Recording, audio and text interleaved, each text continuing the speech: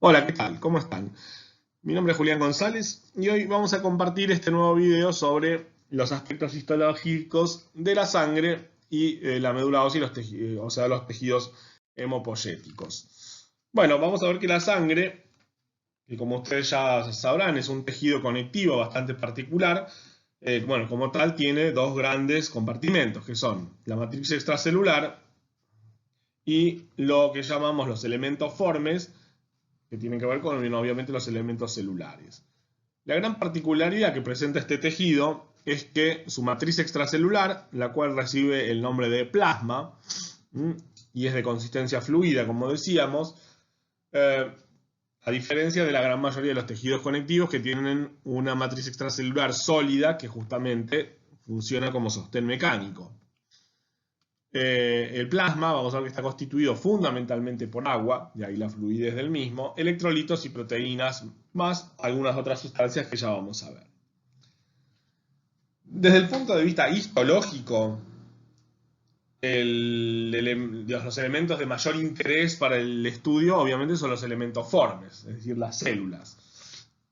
Las células de la sangre se dividen en tres grandes grupos.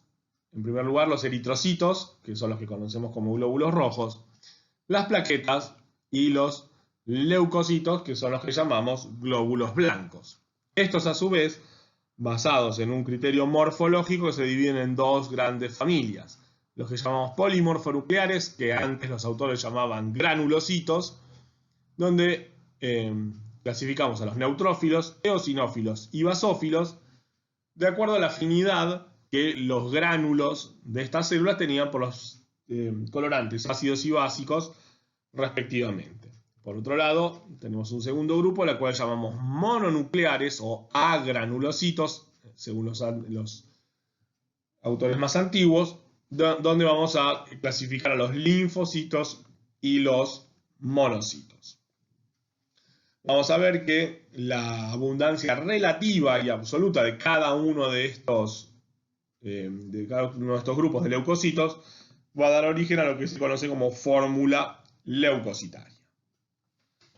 Bueno, un aspecto histológico relevante respecto de la sangre es que, claro, por ser un tejido fluido, no puede procesarse de la misma manera que los tejidos sólidos. Es decir, uno no puede incluir sangre en formol para que se fije, por lo cual vamos a ver que el frotis se examina mediante una técnica histológica especial que se conoce como frotis de sangre periférica, el cual estudiaremos inmediatamente.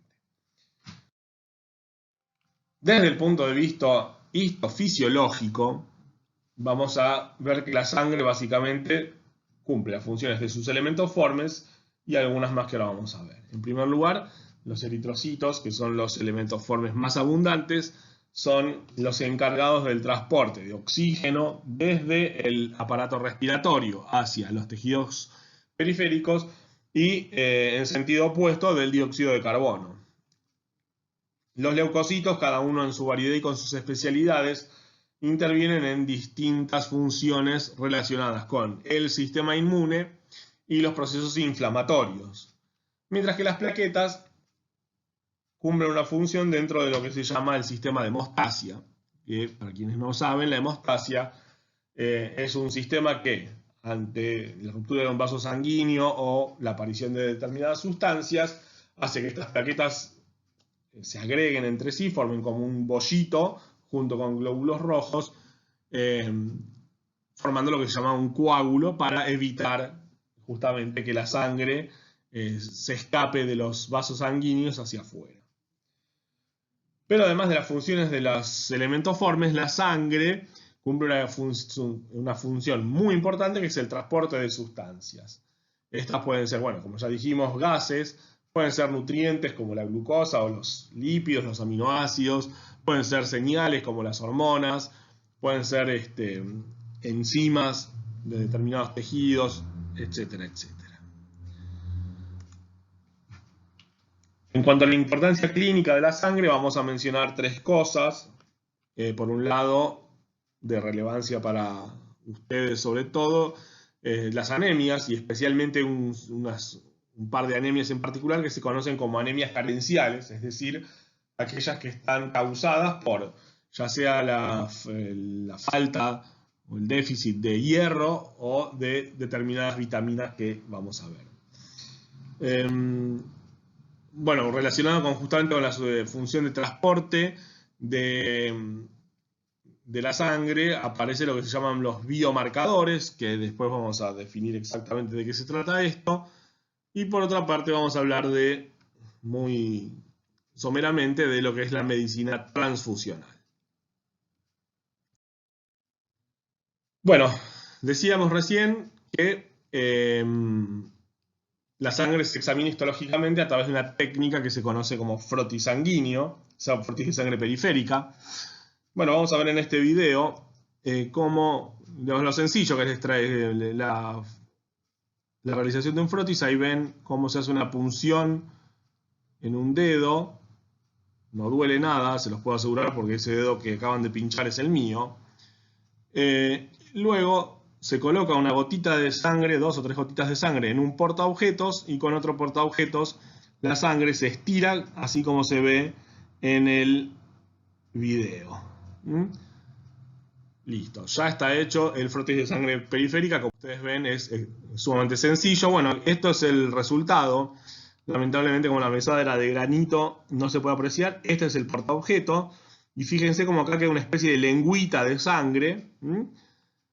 Esto después bueno, se deja secar en primer lugar, se fija con alcohol metílico y se tiñe con 2 colorantes que son la preparación de May-Grunwald y la de Giemsa, que son ligeramente diferentes, pero bueno, ambas básicamente contienen sales de eosina como colorantes ácidos y azul de metileno como colorantes básicos. Bueno, en esta foto se ve con un poco más de claridad cómo queda la lengua de sangre en el frotis. Bueno, la cuestión es que cuando uno termina de teñir el frotis y lo examina, generalmente busca mirar en la punta de la lengua, que es donde las células están un poquito más separadas, y lo que ve es esto. Una gran cantidad de estas células muy eosinófilas con un centro claro, que son los glóbulos rojos o los eritrocitos. Una cantidad mucho menor de células bastante más grandes, con núcleos a veces multilobulados, que son distintos tipos de leucocitos, ya los vamos a ver, y unos pequeños elementos ligeramente basófilos, muy chiquititos, que son las plaquetas.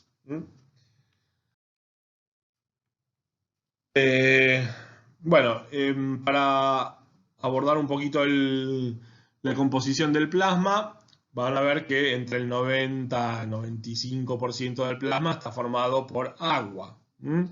Por eso la fluidez del plasma. El segundo gran componente son las proteínas, dentro de las cuales la más importante es la albúmina. La albúmina básicamente es una proteína transportadora de sustancias. Quiero hacer acá una gran aclaración que a diferencia de las proteínas de la mayoría de las matrices extracelulares que conforman redes justamente para generar resistencia mecánica, estas proteínas están dispersas en el agua, no forman redes entre sí y por lo tanto lo que le da la fluidez a la sangre, ¿no?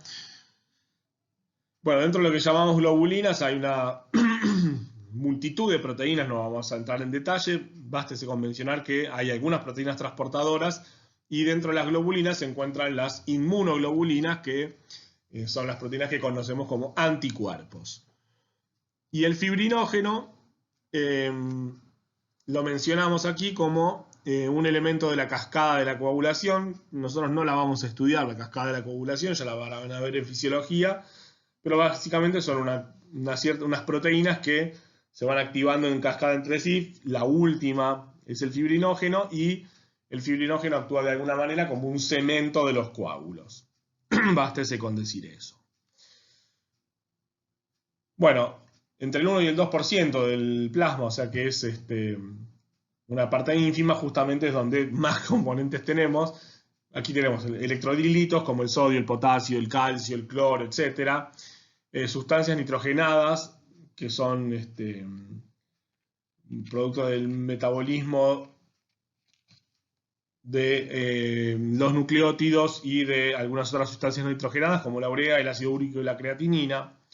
Nutrientes, como habíamos hablado, glucosa, lípidos, aminoácidos, los gases, el oxígeno y el dióxido de carbono, y hormonas, entre otras cosas. Bueno, el componente celular ya más o menos lo habíamos mencionado. Bueno, veamos entonces, empecemos a entrar un poco en detalle en los elementos formes de la sangre. Dijimos, el elemento forme más abundante son los eritrocitos, que en el microscopio óptico lucen aproximadamente de esta manera, como una célula más o menos redondeada, con un halos claro en el centro, lo cual tiene que ver con la forma del eritrocito que ya vamos a ver. El segundo elemento son las plaquetas, en abundancia, son pequeñas estructuras de tinción más o menos basófila. Hay que destacar que ambas, tanto los eritrocitos como las plaquetas, son elementos formes anucleados. Por eso que en general algunos autores no los consideran células, por carecer de núcleo, y por eso reciben el nombre de elementos formes.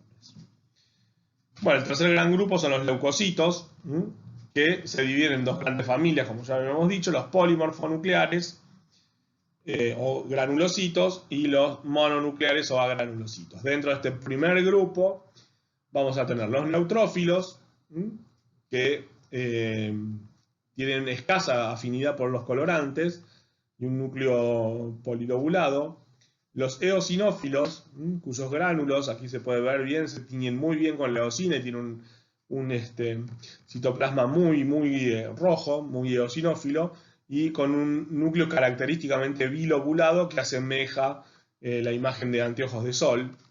Y los basófilos, que son las células más escasas del frotis, muchas son muy difíciles de encontrar, que tienen grandes gránulos con una gran afinidad por los colorantes básicos, y el núcleo en J, aunque aquí no se alcanza a ver bien. Hay una cosa que es muy importante que ustedes entiendan, que es que en el frotis las células no están cortadas, sino que están aplastadas, y por lo tanto no es raro ver lo que se ve aquí y lo que se ve aquí, que es que los gránulos de los leucocitos se superponen con el núcleo. Y esto justamente es porque la célula está aplastada y no cortada. Entonces se pueden ver elementos en distintos planos de corte al mismo tiempo. Bueno, entre los mononucleares decíamos están los linfocitos, que son de todos los leucocitos los más pequeños, y los monocitos, que paradójicamente son los más grandes. Bueno, en esta diapositiva la proporción del tamaño está respetada. O sea, ustedes fíjense que los linfocitos, esto obviamente es algo medio promedio, pero los linfocitos son los más pequeños de los leucocitos, seguidos por los basófilos. Fíjense, el linfocito es apenas un poco más grande que el eritrocito.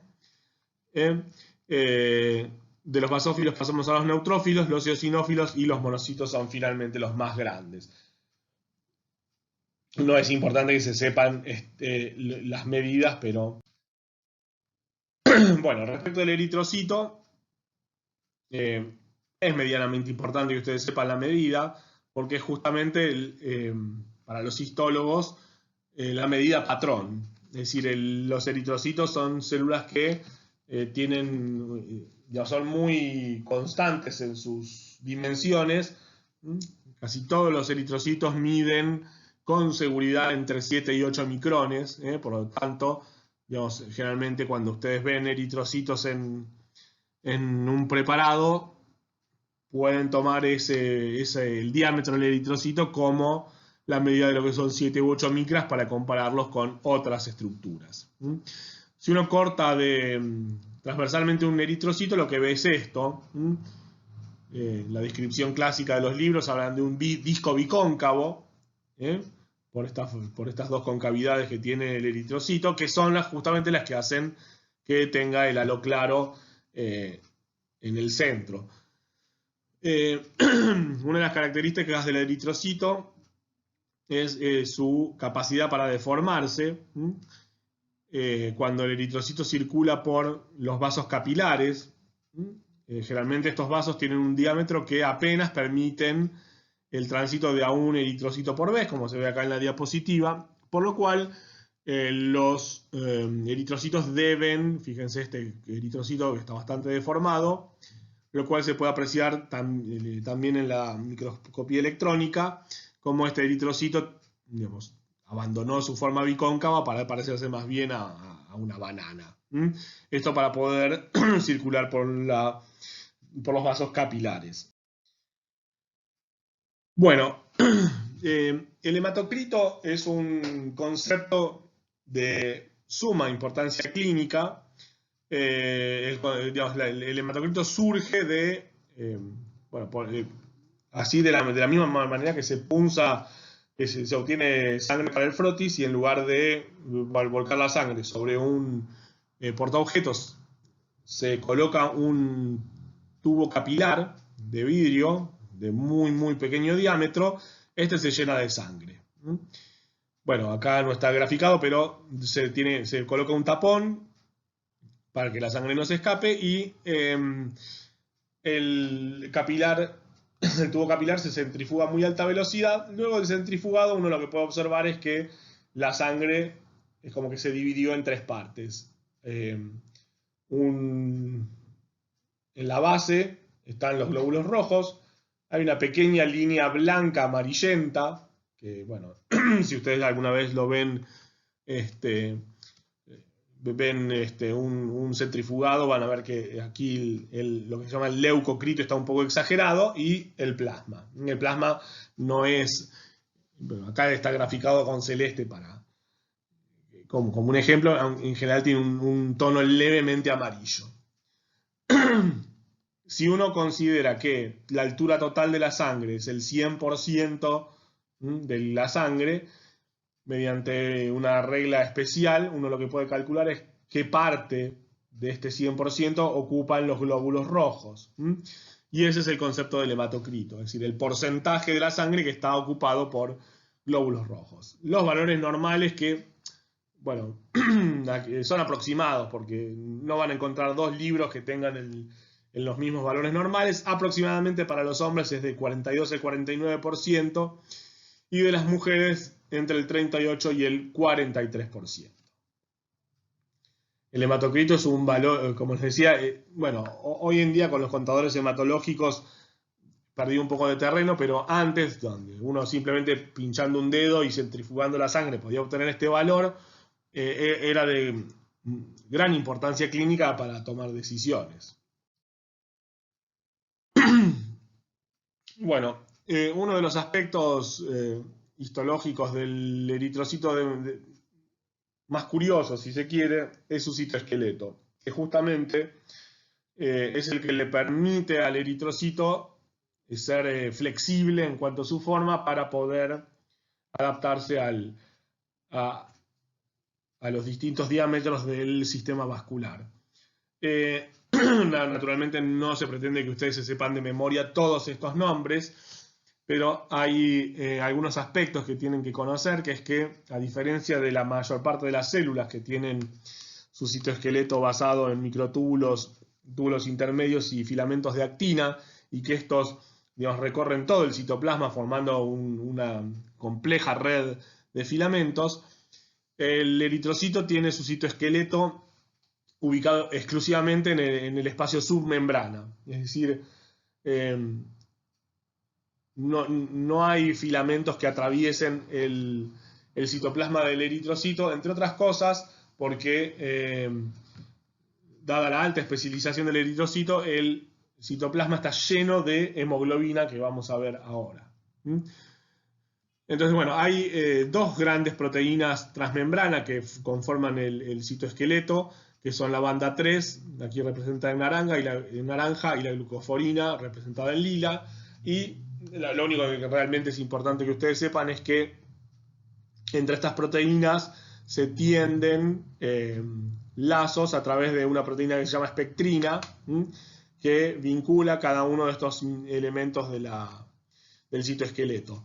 Esta red adquiere obviamente un formato tridimensional que es la forma del eritrocito. Y justamente todas estas proteínas que ven agregadas, lo que permiten es que todos estos enlaces entre las proteínas roten y que el eritrocito pueda cambiar de forma. Bueno, hablábamos recién de la hemoglobina, que es la proteína que, digamos, ocupa prácticamente la totalidad del espacio citoplasmático del eritrocito. La hemoglobina es una proteína tetramérica, es decir, que tiene 4 subunidades, de las cuales 2 reciben el nombre de subunidad alfa y 2 subunidad beta. Aquí las 2 subunidades alfa están en 2 tonos de excelente distintos y las beta en 2 tonos de lila. Cada una de estas subunidades porta lo que se llama un grupo hemo. La naturaleza de este grupo hemo ustedes lo van a estudiar más adelante en bioquímica. Lo importante es que cada uno de estos grupos hemo lleva dentro, en su núcleo, un átomo de hierro, que es el que se va a asociar o el que va a captar el oxígeno para llevarlo hacia los tejidos. Bueno, aquí está presentada la hemoglobina que se conoce como A1, que es la que tiene 2 subunidades alfa y beta, que constituye aproximadamente el 95 al 97% de la hemoglobina en el adulto. Hay otras 2 formas, que son la hemoglobina A2, que en lugar de 2 subunidades beta tiene 2 subunidades delta, que constituye el 3%, y la hemoglobina fetal, que constituye menos del 1% en el adulto, pero la gran mayoría de la hemoglobina del embrión y del feto, de ahí el nombre obviamente, que tiene 2 subunidades gamma. La hemoglobina fetal tiene mayor afinidad por el oxígeno que la hemoglobina A1, porque obviamente cuando se encuentra la sangre fetal y la sangre materna, para que el oxígeno pase de la sangre fetal de la sangre materna a la sangre fetal, obviamente la hemoglobina fetal tiene que tener mayor afinidad por la hemoglobina. Pero en el adulto este es un problema porque, así como tiene mayor afinidad para agarrar el oxígeno, también tiene mayor afinidad y no lo quiere soltar, por decirlo de alguna manera, lo cual para el adulto es un problema. Un detalle que tiene importancia nutricional para ustedes es que la hemoglobina, especialmente un subtipo de la hemoglobina A1, que es la hemoglobina A1C, es una hemoglobina que tiene una cierta facilidad para reaccionar no enzimáticamente con la glucosa, lo cual obviamente tiene más importancia en los pacientes que tienen glucemia alta, o sea, en los pacientes con diabetes. La hemoglobina glicosilada, que así se la conoce, es uno de los principales indicadores de control glucémico en los diabéticos y su valor de corte del 7% es el que se considera como un control metabólico adecuado en un paciente con diabetes. 2 palabras sobre los grupos sanguíneos. Como habíamos visto así ligeramente en la diapositiva del citoesqueleto, la glucoforina tiene unos radicales de hidratos de carbono hacia el espacio extracelular, que aquí está, como se ven, es una cadena de 4 o 5 hidratos de carbono con un residuo de fucosa lateral. Fíjense, el primer residuo es glucosa, el segundo galactosa, el tercero N-acetilglucosamina y el cuarto vuelve a ser galactosa. Fíjense, cada una de estas moléculas determina el grupo sanguíneo y cómo la variación de un solo residuo de hidrato de carbono es capaz de activar al sistema inmune para destruir los glóbulos rojos. O sea, cuando nuestro grupo sanguíneo es 0, por ejemplo, quiere decir que no tenemos ningún hidrato de carbono, nuestros leucocitos propios están acostumbrados, o digamos, saben que los glóbulos rojos propios no tienen ningún hidrato de carbono aquí. Por lo tanto, si aparece o una N-acetilglucosa-galactosamina o una galactosa, lo reconocen al eritrocito como extraño y lo destruyen. Bueno, el grupo AB0 es el primero que se descubrió y el más importante de todos los grupos sanguíneos, pero no es el único. Bueno, veamos un poquito la familia de los leucocitos. Como habíamos visto antes, hay dos grupos. Bueno, aquí me olvidé de poner el título. Los granulocitos o polimorfonucleares y los mononucleares o agranulocitos. Como ya les dije, estos valores son aproximados, van a encontrar valores de referencia distintos en distintos libros, pero aproximadamente el recuento de leucocitos es normal entre 4.000 y 10.000 por milímetro cúbico.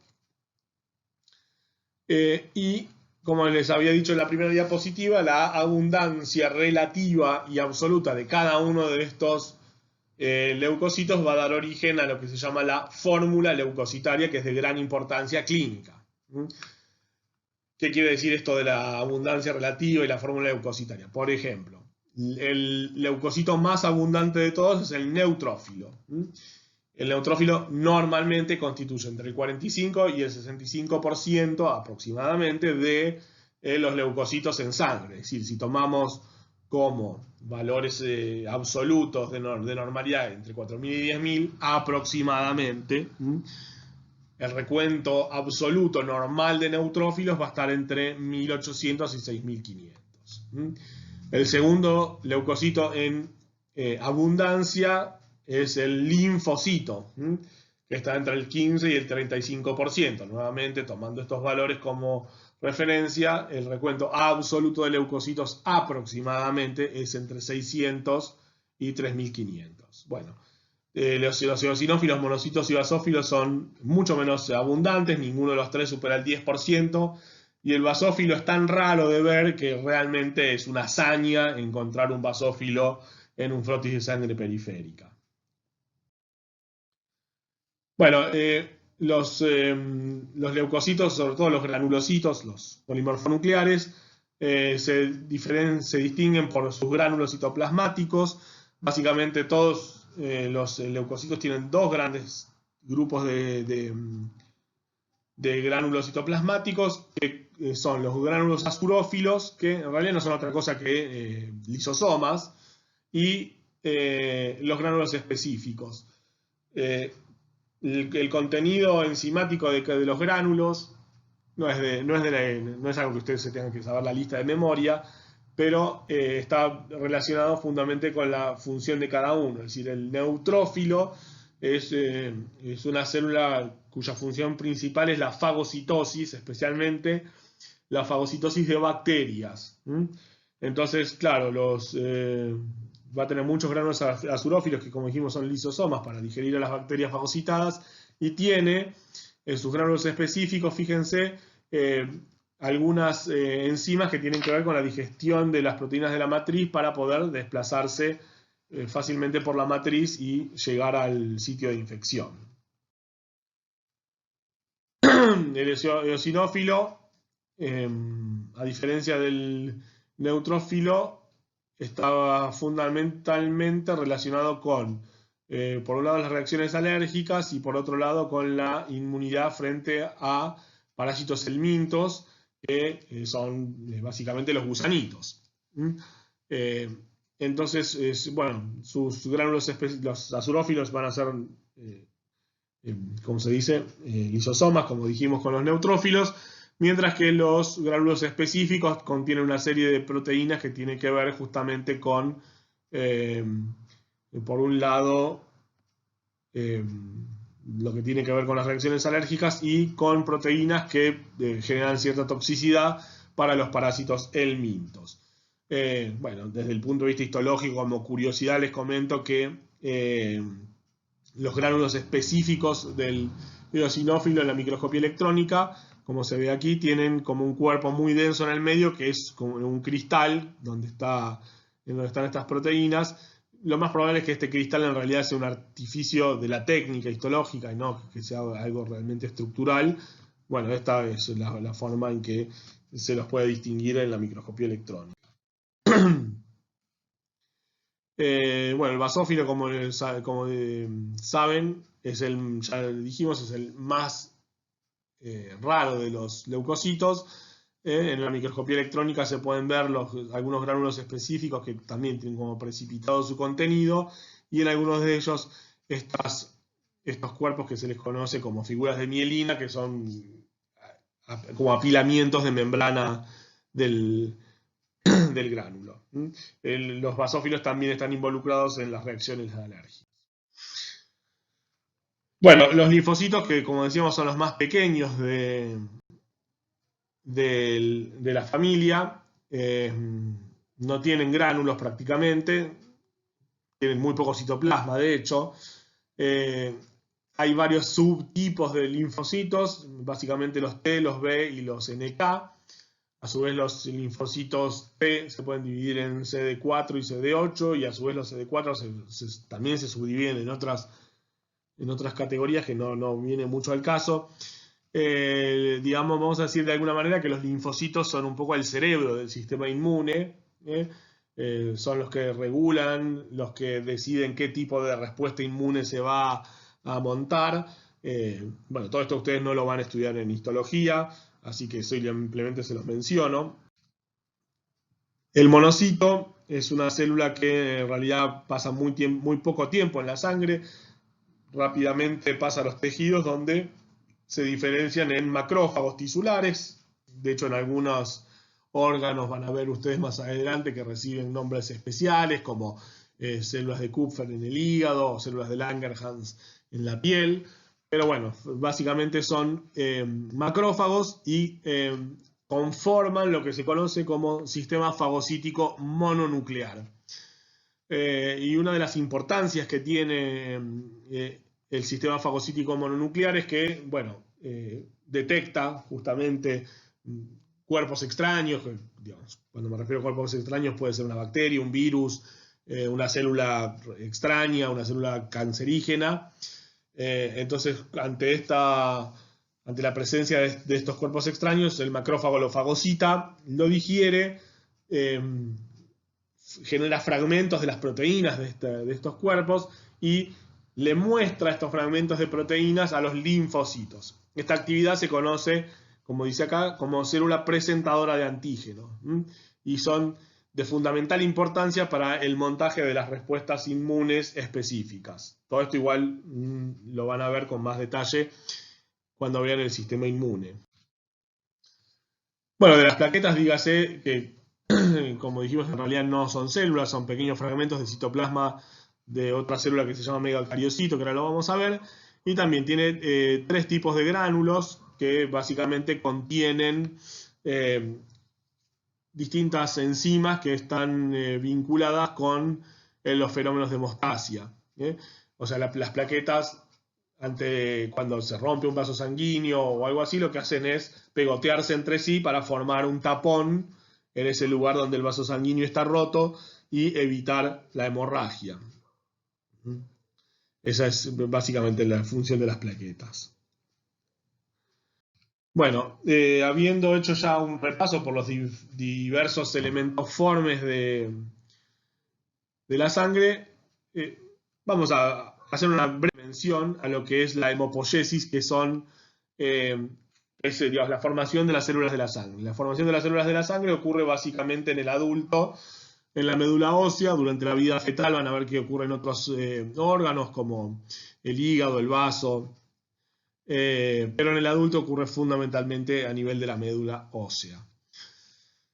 Básicamente la hemopoiesis es un proceso de diferenciación, donde a partir de una célula madre única, progenitora, se van formando distintas familias.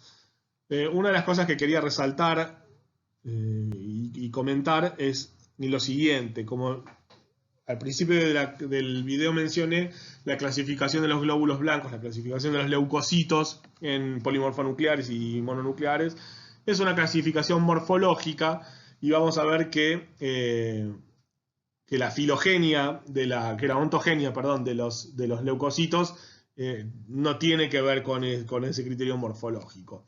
Fíjense que la célula madre, la primera diferenciación que hace la célula madre hematopoyética es en una progenitora linfoide y una mieloide. Es decir, que los linfocitos son los primeros que se separan de la familia de las células hematopoyéticas. Es decir, que todo el resto de los leucocitos, los granulocitos y los monocitos, en realidad son más familiares del eritrocito y la plaqueta que del linfocito.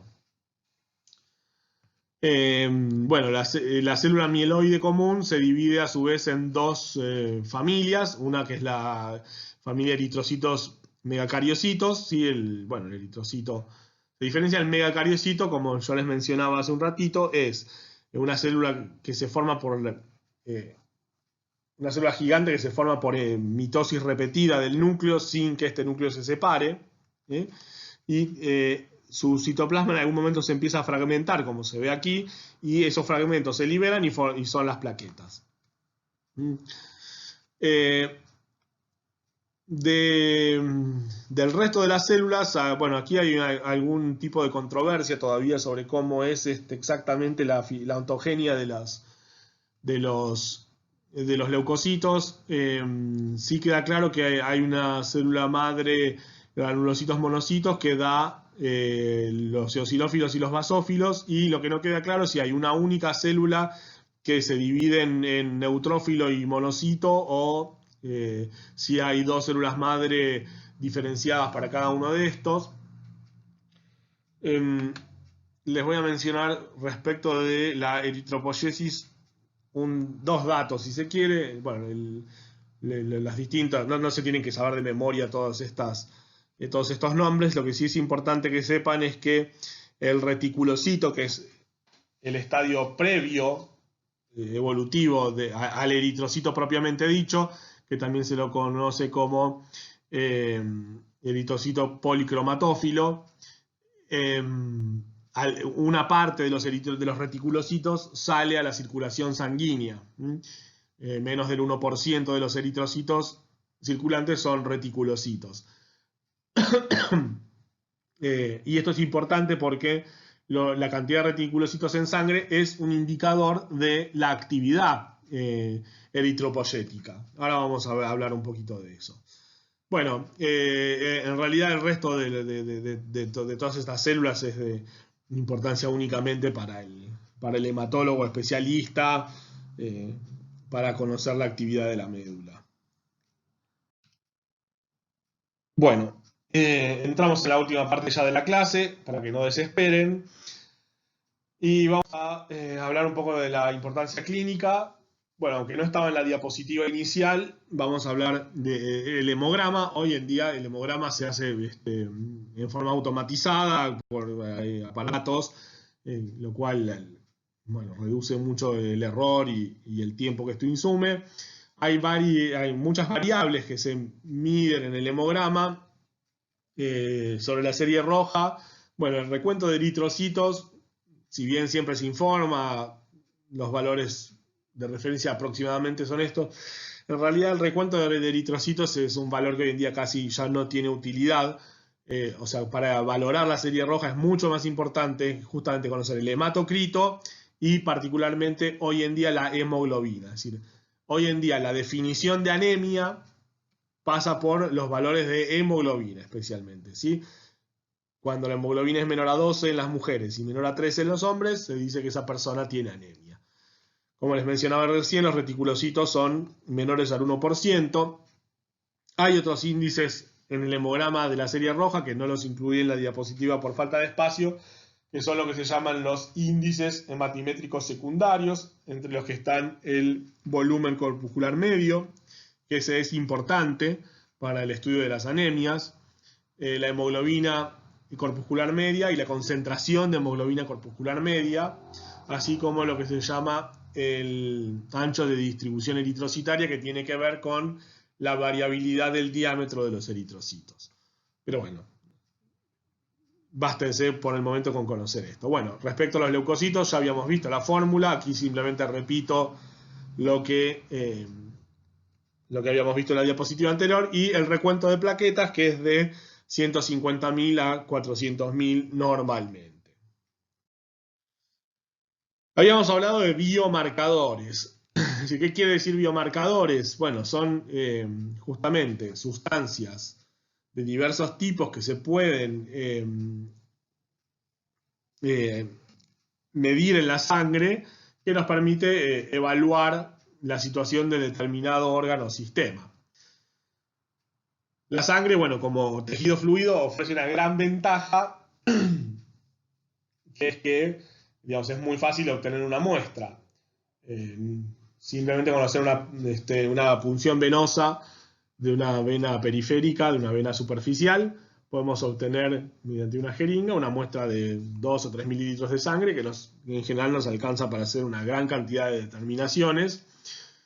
La sangre, a su vez, es un tejido que se recompone con mucha rapidez, por lo tanto, hacer extracciones así de pequeños volúmenes no tiene consecuencias clínicas para el paciente, es una técnica segura, no dolorosa. Bueno, por eso que, digamos, el análisis de sangre, por decirlo de alguna manera, es un componente tan importante del estudio, el examen médico de un paciente. Podríamos dividir a los biomarcadores en algunos grupos. Esto es una clasificación un poco caprichosa, pero para que ustedes más o menos lo entiendan. Uno puede medir una gran cantidad de metabolitos, como por ejemplo la glucosa, la bilirrubina, el ácido úrico, urea y creatinina. Bueno, la urea y creatinina de alguna manera son indicadores de la función renal, la bilirrubina de la función hepática, también lo es el colesterol en cierto modo. A su vez, los triglicéridos y el colesterol y sus fracciones son útiles para evaluar el estado nutricional, lo mismo que la glucemia. Uno puede medir enzimas en la sangre. Estas enzimas, que normalmente no están en la sangre, es decir, son de diversos tipos celulares, por ejemplo, la TGO y TGP, que son lo que llamamos las transaminasas. TGO quiere decir transaminasa glutámico oxalacética, y TGP quiere decir transaminasa glutámico pirúvica. Son dos enzimas que son muy abundantes en las células hepáticas. Entonces, cuando hay algún daño del hígado y estas células mueren, empiezan a liberar grandes cantidades de estas enzimas. Entonces, cuando uno sospecha alguna enfermedad hepática, solicita el dosaje de estas enzimas, y encontrarlas elevadas en valores por 3, por 5 o por 10, de acuerdo al contexto clínico, es lo que hace el diagnóstico de hepatitis agudas o hepatitis tóxicas, etc. Por el contrario, la CPK es una enzima que vamos a encontrar fundamentalmente en los tejidos musculares y en el cerebro. Si bien en general la enfermedad cerebral, el dosaje de CPK no es importante, sí lo es tanto en las enfermedades del músculo esquelético y especialmente en las enfermedades del músculo cardíaco. Como la CPK justamente no es una enzima específica, es decir, como que dijimos que está presente en 3 tipos de tejidos, justamente para agregarle especificidad hacia el músculo cardíaco se desarrollaron los dosajes de lo que se llaman las troponinas. Un paciente con dolor de pecho en un contexto clínico adecuado con CPK y troponina elevada tiene un infarto. La LDH es una enzima ubicua, es decir, está prácticamente en todos los tejidos del organismo, pero bueno, utilizada criteriosamente puede brindar información útil. Hay marcadores de inflamación, por ejemplo. Bueno, si bien no es un biomarcador, lo que se llama la eritrosedimentación sería un indicador de inflamación. No lo incluí acá justamente porque no es un biomarcador, pero bueno, el proteinograma, es decir, el dosaje, la medición de las proteínas de la sangre y de las distintas fracciones de proteínas de la sangre permite de alguna manera evidenciar si hay algún estado inflamatorio, lo mismo que esta proteína que se conoce como proteína C reactiva. Uno puede dosar hormonas, bueno, aquí hay algunas mencionadas al azar. Obviamente las hormonas nos informan acerca del estado de la glándula que estamos estudiando, ¿no? Y uno puede buscar anticuerpos. Los anticuerpos, por un lado, nos permiten cuando medimos anticuerpos específicos contra determinado germen, saber si el paciente está cursando o cursó determinada enfermedad. Muchas enfermedades infecciosas hoy en día se diagnostican a través del dosaje de anticuerpos. Sin ir más lejos, la enfermedad por el virus de la inmunodeficiencia humana, la sífilis, bueno, muchísimas infecciones, no sé, el citomegalovirus, la toxoplasmosis, la mononucleosis, todas ellas se diagnostican encontrando anticuerpos contra el germen que estamos buscando. Y hay otro grupo de enfermedades que son las enfermedades autoinmunes, es decir, donde nuestro sistema inmune falla en su regulación y empieza a volverse contra nuestro propio cuerpo. También podemos encontrar autoanticuerpos. Bueno, una de las patologías de más relevancia para ustedes en este caso van a ser, por ejemplo, la diabetes tipo 1, donde hay una destrucción autoinmune del islote de Langerhans y consecuentemente de las células beta que producen la insulina. Y la otra es la enfermedad celíaca, que también va a ser de gran relevancia para ustedes, donde hay una reacción autoinmune contra una enzima que se llama transglutaminasa, que está en el intestino.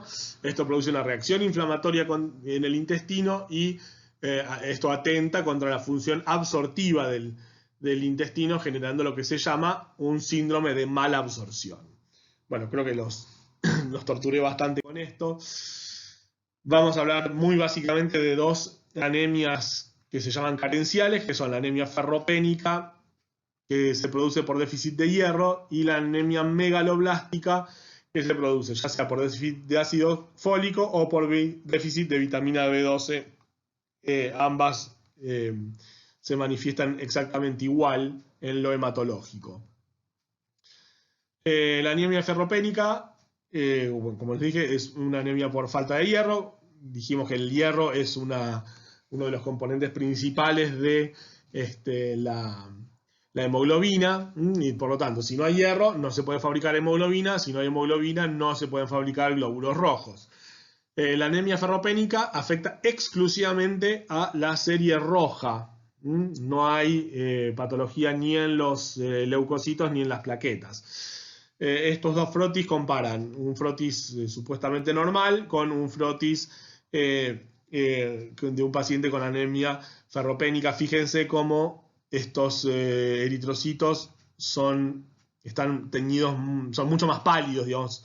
El halo claro es muchísimo más grande en estos eritrocitos que en estos otros, fenómeno que se conoce con el nombre de hipocromía. Bueno, en la comparación de estos dos frotis no se puede apreciar con claridad, pero los eritrocitos de la anemia ferropénica son pequeños, lo que se conoce como microcitosis.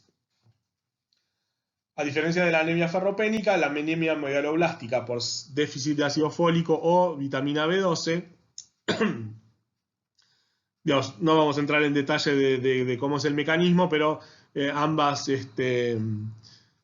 vitaminas intervienen en el metabolismo de los ácidos nucleicos, y el tejido hematopoyético es un tejido, obviamente, con muy alta tasa de mitosis, entonces requiere de sintetizar grandes cantidades de ácidos nucleicos.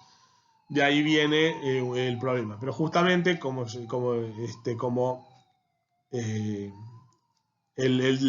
problema se produce en todas las series celulares, o sea, todas las series celulares tienen alta tasa mitótica.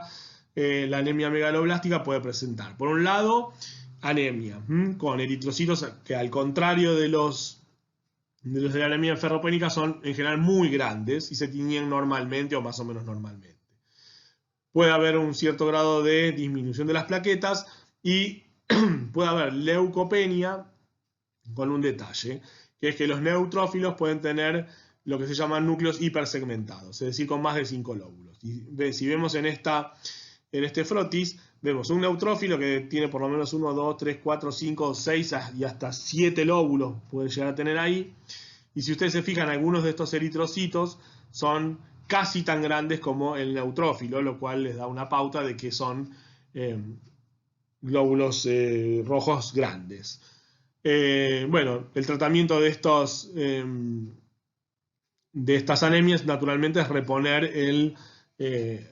el nutriente faltante, que en algunos casos, bueno, sobre todo en los síndromes de malabsorción que mencionábamos recién, como la la enfermedad celíaca, o en un tipo especial de anemia megaloblástica que se conoce eh, eh, como anemia perniciosa, la vitamina B12 debe reponerse en forma parenteral. Hay una diferencia entre el déficit de vitamina B12 y el déficit de ácido fólico, que la vitamina B12 también genera desmielinización de los cordones posteriores de la médula espinal, con lo cual hay manifestaciones neurológicas. Y es por eso que es importante que hasta que uno no tenga la certeza de que la anemia megaloblástica se debe a un déficit de ácido fólico, no dejar de reponer vitamina B12, porque las manifestaciones neurológicas pueden tornarse irreversibles. Bueno, vuelvo a hablar de acá de los reticulocitos que les había mencionado antes. Dijimos que los reticulocitos serán el último paso antes de la maduración del eritrocito, y que justamente se encuentran en sangre periférica en una pequeña proporción que generalmente no supera el 1%.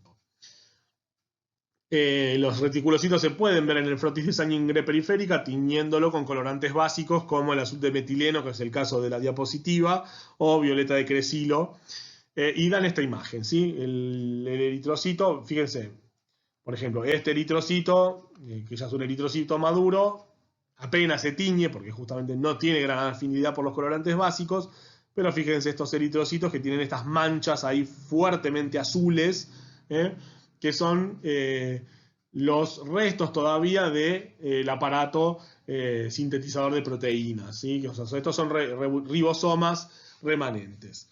¿Cuál es la importancia del reticulocito? Que cuando yo tengo un paciente con una anemia y le doy el tratamiento, como justamente aumenta la eritropoyesis, va a haber un aumento de los reticulocitos en sangre antes de que yo vea el aumento del hematocrito. Es decir, yo a una anemia ferropénica le doy hierro, o una anemia por déficit de B12 le doy B12, a los 7 días voy a tener un aumento de los reticulocitos que van a pasar de menos del 1, generalmente al 2 al 3%, que son las respuestas reticulocitarias que uno ve a la semana, y de esa manera uno se asegura rápidamente de que el paciente está respondiendo al tratamiento. Bueno, último, ya y mencionando al pasar, la medicina transfusional. Bueno, vale mencionar que hace varios siglos, ya desde el siglo XVIII, que se hacen intentos de transfundir sangre, al principio con poco éxito porque no se conocían los grupos sanguíneos ni el sistema inmune, ni mucho menos. Bueno, con el tiempo se ha perfeccionado mucho la medicina transfusional. Bueno, hoy en día, cuando al paciente se le extrae sangre, generalmente se le extrae medio litro de sangre, y la sangre ya hace mucho tiempo que no se usa entera para transfundir, sino que surgen lo que se llaman los hemoderivados. Entre los hemoderivados tenemos, por un lado, los concentrados de glóbulos rojos, los concentrados de plaquetas y el plasma. Bueno, básicamente los concentrados de glóbulos rojos obviamente se usan para transfundir anemias muy severas, donde digamos, el nivel de anemia compromete la función de otros órganos. La transfusión de plaquetas se usa en las situaciones donde las plaquetas están muy bajas y el paciente corre riesgo de sufrir sangrados por la falta de plaquetas. El plasma se utiliza en varias situaciones. Una de ellas es en determinados pacientes que tienen, digamos, que han perdido mucha sangre y mucho líquido. El plasma, además de justamente proveer volumen intravascular, es decir, cantidad de líquido circulando por las arterias y las venas, provee justamente muchas proteínas que están en el plasma, que si uno hace esa reposición con, por ejemplo, solución fisiológica, no hay. Bueno, una indicación particular de transfusión de plasma es, por ejemplo, cuando el paciente tiene una hemorragia, no por déficit de plaquetas, sino por déficit de lo que se llaman factores de la coagulación. El plasma es rico en factores de la coagulación y generalmente corrige los sangrados por déficit de estos mismos. Bueno, creo que hemos terminado este recorrido por la sangre. Ha sido un placer estar de nuevo con ustedes. Lamento haberlos torturado por casi una hora y nos vemos en la próxima.